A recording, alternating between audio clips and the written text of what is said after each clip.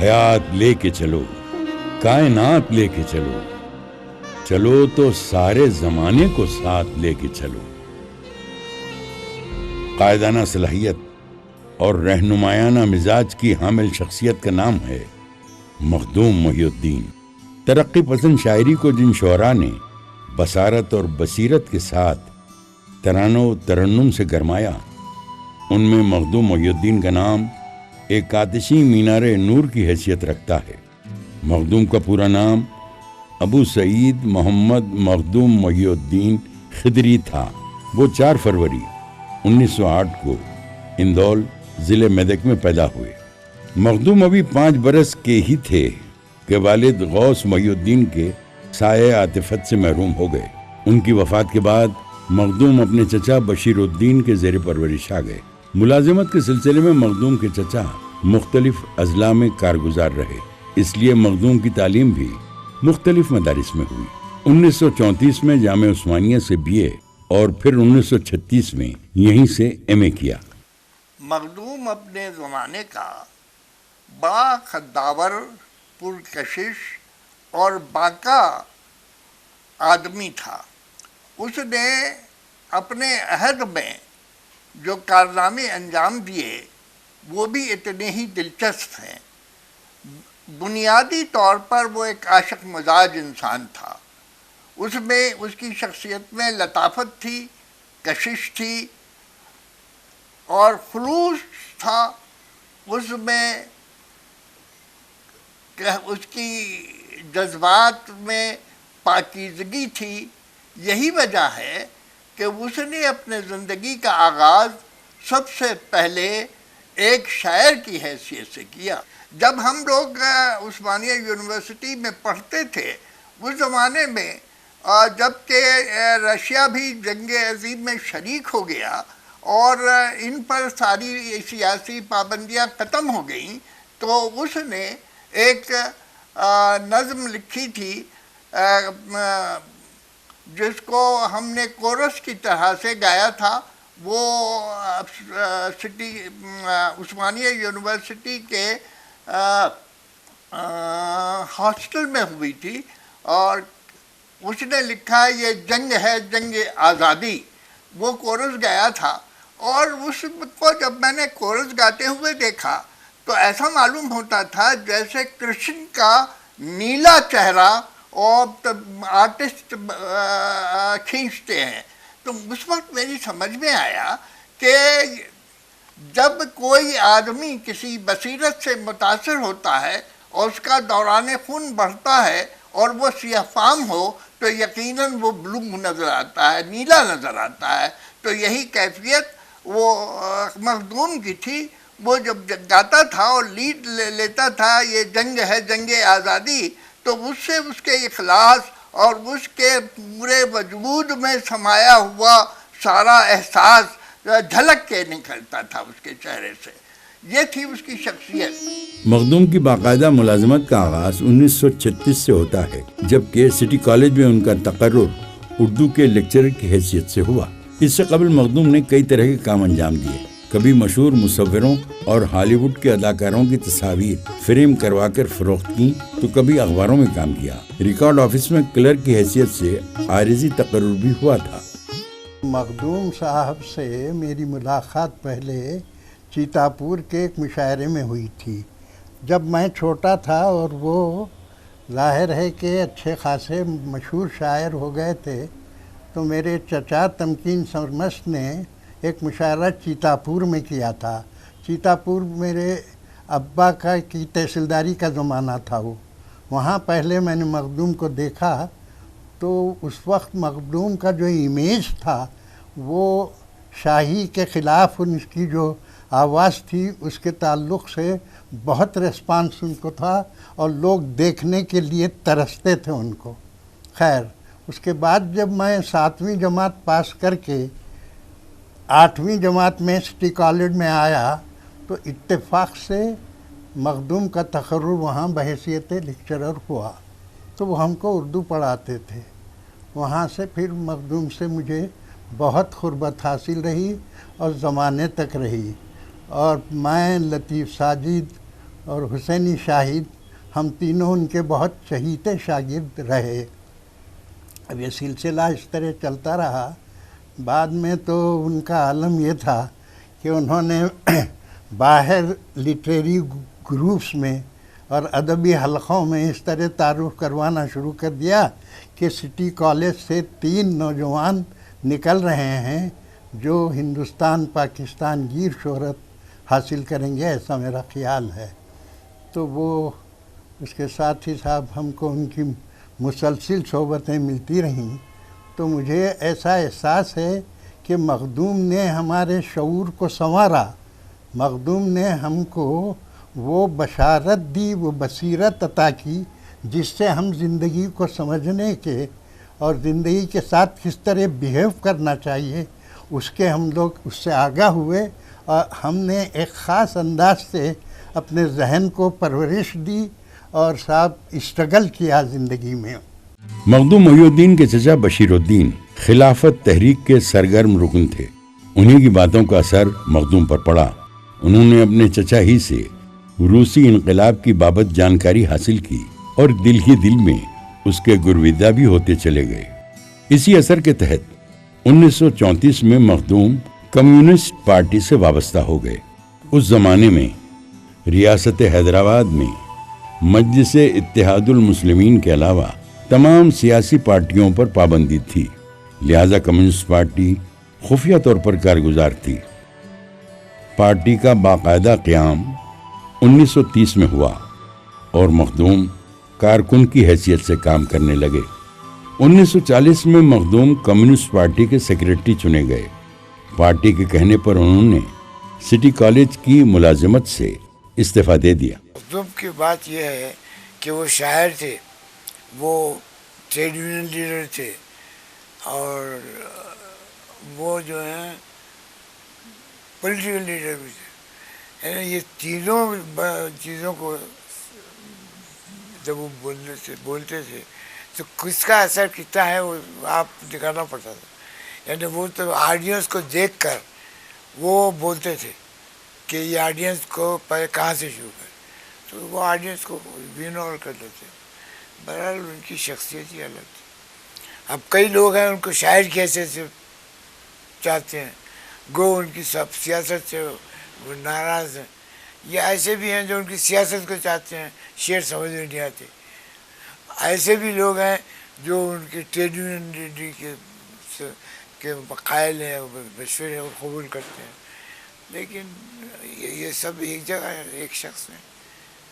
استاد تھے وہ تھوڑے دنوں کے لیے صحیح، مگر لوگوں کو بہت مول لیا تھا انہوں نے. سٹی کالج کے جتنے طالب علم تھے اس زمانے کے، اور وہ جس وقت پڑھتے تھے اس وقت بھی اپنے اساتذہ میں اور ساتھیوں میں بہت پاپولر رہے، مقبول آدمی. پھر شگفتہ مزاجی تھی ان کے اندر، لیکن جب لیڈر بن گئے وہ تو اس معاملے میں بہت سنجیدہ تھے. جب وہ جاتے کسی کمیٹی میں بات کرنے کے لیے تو وہ مخدوم نہیں تھے جو ہنسی مذاق کرتے تھے یا شعر سناتے تھے. وہ مسائل جو تھے ان سے ڈسکس کرتے تھے، لوگوں سے بحث مباحثہ کرتے تھے اور قائل کرتے تھے. مخدوم کی ابتدائی زندگی جن مصائب سے گزری اس کی تفصیلات کا یہ وقت نہیں ہے، لیکن اس کا اثر مخدوم کی ساری زندگی پہ ہوا. ایک وقت کا واقعہ ہے کہ وہ ملازمت ترک کر کے یہ لیبر تحریک میں کام کرنا شروع کیا تھا. اتفاقاً میری اس سے ملاقات ٹرین میں ہوئی تو ہم باتیں کرتے رہے. یہ وہ زمانہ ہے جب کہ پنجاب سے بہت بڑا لٹریچر اردو زبان میں کمیونسٹ تحریک پر چھپ رہا تھا. میں نے اس سلسلے میں چاہا کہ اس سے گفتگو کروں تو اس نے بڑے لطیف انداز میں اس کا جواب دیا. دیکھیے حضرت، میں یہ سب جھمیلوں میں نہیں پڑتا، میں ایک راسخ العقیدہ کمیونسٹ ہوں.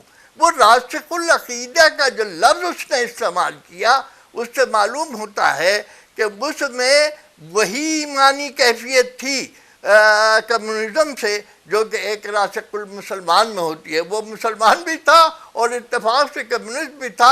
اس نے اسی مناسبت سے راسخ العقیدے کا جو لفظ استعمال کیا وہ بہت ہی پرمعنی تھا. 1942 سے 1948 تک کا زمانہ ریاست حیدرآباد میں تلاطم خیز دور رہا.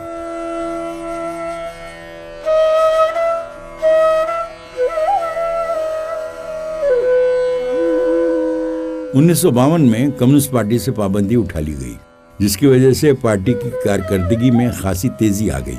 کسان تحریک نے لگان ٹیکس کے خلاف شدت سے آواز بلند کی. مخدوم ٹریڈ یونین کے بانی قرار پائے اور کئی ملوں اور کارخانوں کی ٹریڈ یونینوں کے صدر اور نائب صدر منتخب ہو کر مزدوروں کے مطالبات کے لیے زبردست مظاہرے کیے. اسی سلسلے میں وہ گرفتار بھی کیے گئے اور انہیں نظر بند رکھا گیا. اسمبلی کے ضمنی انتخابات میں مخدوم حضور نگر سے منتخب ہوئے. مخدوم ایک رومانی اور انقلابی شاعر تھے. مخدوم کے 3 شعری مجموعے سرخ سویرا، گل تر اور بساط رقص ہیں.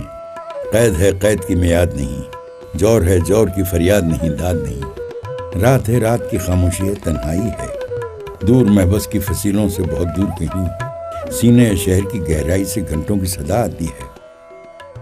مخدوم نظم کو شاعر کی حیثیت سے باکمال شاعر تسلیم کیے جاتے ہیں. اردو کے 2 شعراء ایسے ہیں جن کے ہاں آزاد نظم بہت کامیاب ہے. ایک ہیں فیض اور دوسرے مخدوم. مخدوم ابتدا میں زیادہ تر نظم کہتے تھے، لیکن بعد میں غزل گوئی کی طرف بھی مائل ہوئے. چنانچہ گلستر کی شاعری اور بعد کی شاعری میں مخدوم محی الدین کی بہت ہی عمدہ غزلیں ہیں. ہم کہہ سکتے ہیں کہ انہوں نے غزل کی شاعری کو ایک نیا موڑ دیا، اس کو ایک نیا رنگ دیا. اگرچہ کہ مخدوم محی الدین کا شعری سرمایہ بہت زیادہ نہیں ہے، اس کا سبب یہ تھا کہ ان کی زندگی کا بڑا حصہ سیاسی سرگرمیوں میں بسر ہوا. لیکن پھر بھی جو ان کا کلام ہے وہ ایک امتیاز رکھتا ہے. یعنی جتنے بھی ترقی پسند بڑے شاعر گزرے ہیں، فیض احمد فیض، علی سردار جعفری، کیفی اعظمی، تو ان میں مخدوم محی الدین کو یہ امتیاز حاصل ہے کہ وہ عوام کے شاعر تھے، عوام میں رہ کر انہوں نے شاعری کی.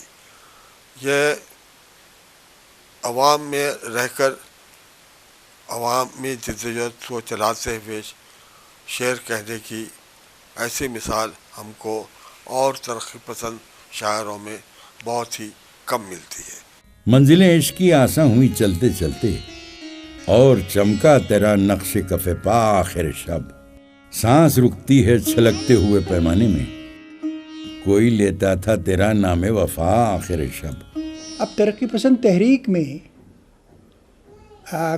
کئی مسائل سامنے آئے، اور جس میں خاص طور پہ سیاست اور ادب یا سماج اور ادب کے مابین کیا رشتہ ہونا چاہیے، یہ مسئلہ پہلی مرتبہ اردو ادب میں ابھر کے آیا.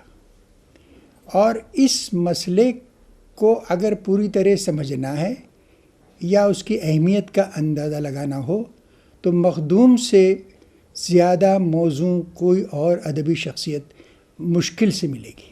اگر مخدوم محی الدین کی شاعری کو ہم سامنے اگر رکھیں تو اور اس کا پھر ایک طریقے سے مقابلہ کریں ترقی پسند دوسرے شعراء کا، تو ایک چیز بڑی سامنے واضح ہو کر آتی ہے جو عام طور پر جس پر لوگوں کی نظریں نہیں جاتی ہیں. وہ یہ ہے کہ تمام ترقی پسند شعراء میں صرف مخدوم ہی ایسے ہیں جن کا تعلق عملاً بھی کمیونسٹ تحریک سے رہا ہے. ایک سیاسی تحریک تھی، اس کا رہا ہے، اور اس کے ساتھ ساتھ انہوں نے مستقل شاعری بھی کی ہے. اور ان دونوں میں جو توازن ہم دیکھتے ہیں، بلکہ ایک طرح سے اگر آپ غور کریں تو مخدوم کی شاعری میں سیاسی سے زیادہ جمالیاتی پہلو بہت زیادہ حاوی ہے. مثلا ایک مرتبہ میں نے مخدوم صاحب سے بات چیت کی تھی اور اس کے بعد میں ان کی شاعری کا میں نے دیکھا کہ انہوں نے جتنی نظمیں لکھی تھیں سرخ سویرا میں اور گل عطر میں، وہ ان کو میں نے سامنے رکھ کے ان سے پوچھا ان نظموں کی شان نزول وغیرہ سب کچھ ہی. اور اس کے بعد میں پھر میں نے ایک مضمون لکھا تھا، آج کئی برس پہلے، وہ زندہ تھے اس وقت، اور اس کا عنوان میں نے رکھا تھا مخدوم ایک حسن پرست، انقلابی نہیں، حسن پرست. اور پھر میں نے یہاں کے ایک کمرہ نمبر 17 مجردگاہ میں وہ مضمون سنایا تھا. تو جو لوگ بیٹھے تھے وہ زیادہ تر ترقی پسند اس سے تعلق رکھنے والے تھے. وہ بڑے خفا ہوئے کہ یہ جو ہے یہ آیا ہے لکھ رہا ہے اور مخدوم کو ایک حسن پرست بنا رہا ہے. اس پورے دوران میں، بحث کے دوران میں، مخدوم مسکراتے رہے. جب موڈ ہوتا، جب جی چاہتا ان کا شعر کہتے، مگر یہ ہے کہ آپ دیکھیے ان کے کلام کو اتنا زیادہ ضخیم نہیں ہے جیسے اور لوگوں کا ہے، اور اس میں دونوں طرح کے رنگ ہیں. یعنی اس میں بالکل معصومیت کی ٹائپ کی نظمیں بھی ہیں اور سیاسی ٹائپ کی بھی ہیں، شخصیتوں کی بھی ہیں، اور غزل پہ وہ آخر میں آ گئے تھے.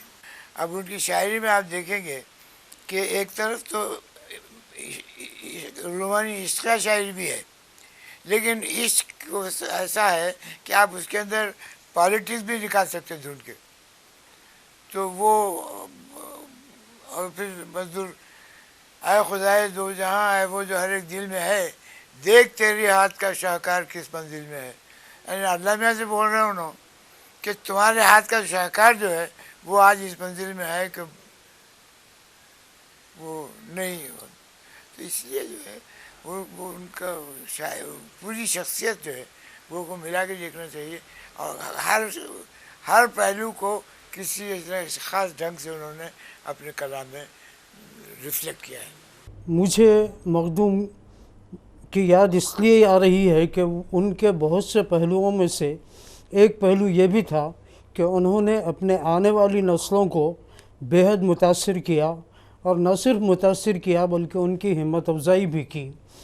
صرف ہم لوگوں سے پہلے سلیمان اریب وغیرہ کے گروپ کے لیے، اس کے بعد شاہ سمکنوت اور وحید اختر وغیرہ کے لیے، اور پھر ہم لوگوں کے گروپ کے لیے مخدوم صاحب نے جتنی ہمت افزائی کی، میں سمجھتا ہوں کہ بہت کم سینئر لوگ اپنے جونیئرز کے ساتھ اس قدر ہمت افزائی کا برتاؤ کرتے ہیں. مخدوم کی شاعری کا پورا حسن، یہ میں کہوں گا کہ جمالیاتی حسن ہے، اور اس پر میرا خیال ہے کہ مخدوم کو ایک نئے سرے سے اس پر گفتگو ہونی چاہیے مخدوم پہ، اور خاص طور پر اس میں چاند تاروں کا بن اور چار اگر، یہ دو نظمیں بڑی ان کی نمائندہ نظمیں ہیں. میں سمجھتا ہوں مخدوم کی نمائندہ دو نظمیں اگر منتخب کی جائیں تو وہ چار اگر اور چاند تاروں کا بن ہے.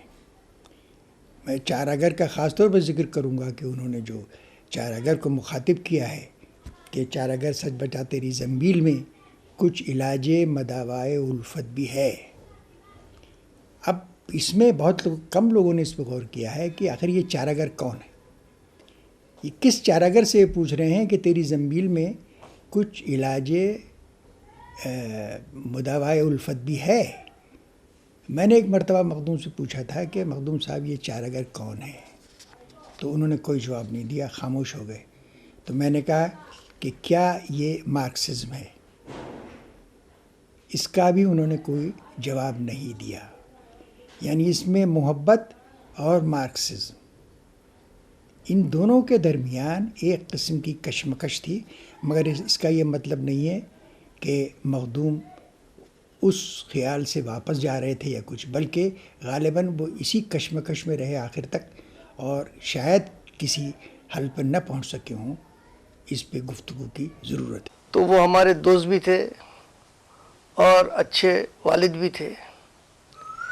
دوست اس ناطے سے کہ جب ہم کبھی اسکاؤٹنگ کے سلسلے میں کیمپس کو جایا کرتے تھے تو وہ سب سے پہلا سوال کرتے تھے کن کن لوگوں کو آپ نے دوست بنائے. پھر آہستہ سے بعد میں پوچھتے تھے کہ کتنی لڑکیاں دوست بنی. تو بس یہی باتیں ہوتی تھی. تو ایک دفعہ کیمپ سے واپس آیا تو بولنے لگے جناب آپ کے خطوط بہت آ رہے ہیں. تو مطلب ٹھیک ہے دوست بنائے ہیں تو خطوط آئیں گے ہی, اس میں کتنی لڑکیوں کے خطوط ہیں تو آپ دیکھ لیجئے جتنے ہیں. میں آپ کے خطوط دیکھنا نہیں چاہتا, ہے کتنے گن کے بول دیجئے. میرا 7 ہے, 10 میں سے 7 ہیں تو ٹھیک ہے چلیے. تو اس قسم کی باتیں ہوا کرتی تھی. اور پھر دوسری بات یہ ہے کہ وہ جب بھی کوئی مصرع یا شعر ہو جاتا تو سارے افراد خاندان کو جمع کر کے وہ سناتے تھے. ایک چنبیلی کے منڈوے تلے پہلے جب ان کی نظم ہوئی تھی 4 اگر, تو اس کو انہوں نے تمام اہل خاندان کے ساتھ بیٹھ کر انہوں نے اس نظم کو سنایا تھا ہم لوگوں کو. اور مخدوم محی الدین ہر اعتبار سے ایک مکمل آدمی تھے. جہاں وہ ان کی شاعری میں وہ سنجیدگی زندگی کے تعلق سے جو رویے ہیں ان کی سنجیدگی کے وہ آتے تھے, اور جہاں ان کا عقیدہ آتا تھا وہیں وہ عام محفلوں میں عام بات چیت میں وہ بہت ہی خوش مذاق, خوش دل, بذل سنج اور ہنسوڑ قسم کے آدمی تھے. اور اپنی باتوں کو یا اپنے دکھ کو ہنسی میں ٹالنے کا گر انہیں آتا تھا. اور ایک بات یہ بھی میں کہہ دوں, بہت سے لوگوں کو شاید اس کا علم نہ ہو کہ مخدوم کی شاعری کی ابتدا کسی سنجیدہ نظم سے نہیں ہوئی بلکہ ایک پیروڈی سے ہوئی. ان کے ایک دوست کا پیلا دوشالہ کھو گیا تھا تو اس پہ انہوں نے ایک پیلا دوشالہ کے عنوان سے ایک مزاحیہ نظم لکھی تھی جو اتنی مشہور ہوئی کہ نظام آف حیدرآباد نے بھی اس کو سننا پسند کیا کسی محفل میں جا کے خاص طور پہ. بعض لوگ یہ بھی کہتے ہیں کہ مخدوم صاحب مذہب بیزار تھے, لیکن ایسا نہیں تھا کہ وہ مذہب بیزار نہیں تھے, لیکن مذہبی اچھے اقدار کو وہ خود بھی اس پہ عمل کرتے تھے. جیسا کہ ان کی زندگی سے ساری باتیں آپ محسوس ہو جائیں گی, پتہ چل جائے گا کہ غریبوں کے لیے کام کرنا, بے کسوں بے سہاروں کے لیے مدد کرنا, یہ تمام باتیں اسلامی نقطہ نظر سے بھی یہ ٹھیک لگتی ہیں, اور بلکہ وہی راستے ہیں جو ہم ایک عملی طور پہ کمیونسٹ مارکسسٹ نظریے کے تحت کرتے ہیں. تو میری دادی کا انتقال ہو گیا جب وہ ہمارے پاس ہی تھی, تو یہاں حمایت نگر کے MLS کوارٹر کی مسجد میں نماز جنازہ پڑھائی گئی تو وہ نماز جنازہ میں شریک تھے. پھر دوسرے دن زیارت کے دن بھی وہ موجود تھے اور وہ قرآن کی تلاوت کر رہے تھے. مخدوم کو میں نے جب بھی دیکھا وہ ہنسی مذاق کی باتیں, ان کے کئی واقعات مجھے اب یاد ہیں. وہ ایک دن اورینٹ ہوٹل میں پہنچے اور وہاں صبح کہیں کسی کام سے جانا تھا ان کو, تو گھر سے جلدی نکل گئے. ہوٹل میں پہنچے, بیرے کو بلایا, میاں کہنے لگے کہ کوئی نہاری ہے, کہنے لگے نہیں ہے, کہنے لگے کچھ کھانے کے لیے ہے, کہنے لگے وہ پھر نہیں ہے, کہنے لگے بریڈ آملیٹ ہے, کہنے لگے وہ بھی نہیں ہے. تو اٹھتے ہوئے مخدوم نے کہا کہ یار یہ ہوٹل ہے یا ہمارا گھر ہے کہ یہاں تو کچھ بھی نہیں ہے. تو گویا ایک طرح مخدوم اپنے آپ پہ ہنسنا جانتے تھے. مخدوم بھائی کا اور ہمارا ساتھ فائن آرٹس اکیڈمی کی بنیادوں سے ہوا. مخدوم بھائی سے ہمارے فنکاروں کو اور ہماری اکیڈمی کو بہت پیار ملا, مشورے ملے, اور ہماری اکیڈمی کے اوپر آنے میں ان کا بھی بہت ہاتھ تھا, ان کا بھی حصہ تھا سمجھیے. اکثر مخدوم بھائی کی نظمیں اقبال قریشی, ممتاز احمد اور وٹھل راؤ وہ گایا کرتے تھے. دھنیں ممتاز احمد صاحب, اقبال قریشی صاحب اور وٹھل راؤ صاحب یہ تینوں بناتے تھے, اور کورس کی شکل میں تمام ایک چنبیلی کے منڈوے تلے, ایک چنبیلی کے منڈوے تلے میں کبھی سے ذرا گرو اس موڑ پر, میں کبھی سے ذرا گرو اس موڑ پر, تو بدن پیار کی آگ میں جل گئے. پھر چھڑی رات بات پھولوں کی, رات ہے یا بارات پھولوں کی. اس غزل کو فلم بازار میں استعمال کیا گیا ہے. مخدوم کی فلمی دنیا سے وابستگی اتفاقیہ رہی, اس لیے وہ سنجیدگی سے اس سے جڑے نہیں رہے. بیمل رائے کی فلم اس نے کہا تھا میں مخدوم کی نظم سپاہی کو سلیل چودھری نے بڑی پر اثر دھن کے ساتھ پیش کیا ہے.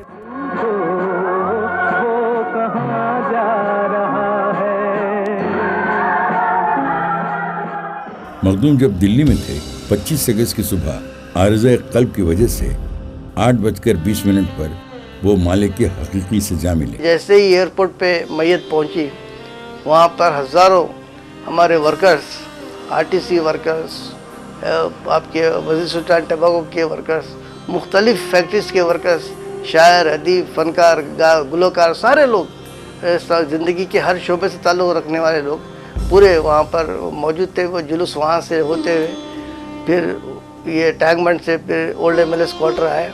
اولڈ MLS کوارٹر کے اندر وہ غسل دیا گیا، پھر اس کے بعد سے میت نکلی، اور وہ جلوس جو تھا ایک بڑا تاریخی حیثیت رکھتی تھی۔ لاکھوں لوگ تھے جس کو دیکھنے کے لیے، اور ہر آدمی، ہر ضعیف آدمی، بوڑھا آدمی، نوجوان آدمی، سب اشکبار تھے۔ اور وہاں پر وہ میت کو پھر وہاں ایگزیبیشن کلب میں دیدار کے لیے رکھی گئی تھی۔ 1-2 گھنٹے رکھنے کے بعد پھر مالا کنٹا کی مسجد میں ان کی نماز جنازہ پڑھائی گئی، اور حضرت درگاہ حضرت شاہ خاموش میں ان کی تدفین عمل میں آئی۔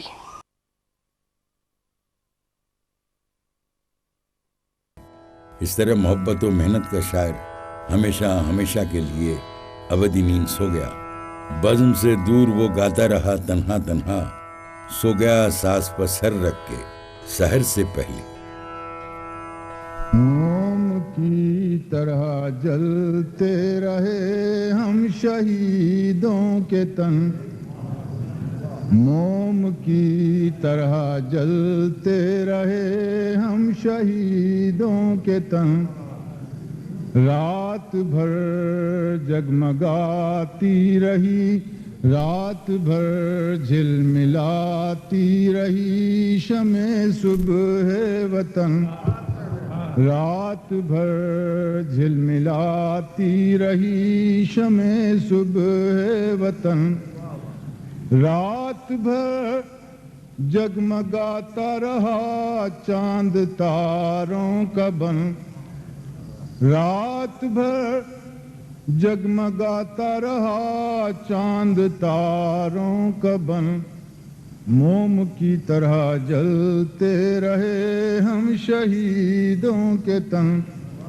رات کے جگمگاتے دہکتے بدن، صبح دم ایک دیوار غم بن گئے، خارزار علم بن گئے، رات کی شہرگوں کا اچھلتا لہو جوئے خون بن گیا، رات کی شہرگوں کا اچھلتا لہو جوئے خون بن گیا، موم کی طرح جلتے رہے ہم شہیدوں کے تن۔